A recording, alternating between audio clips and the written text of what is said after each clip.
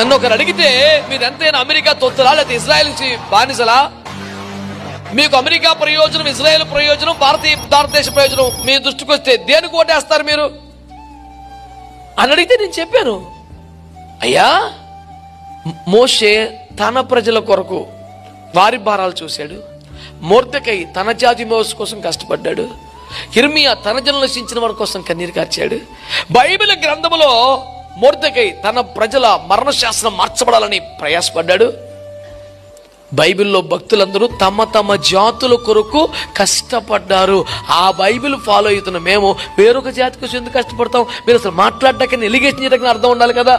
బైబిల్లో భక్తులందరూ తమ తమ జాతుల కొరకు పోరాడిన స్ఫూర్తితో మేము మా జాతి కోసం, మా దేశం కోసం ప్రయాసపడుతున్నాం.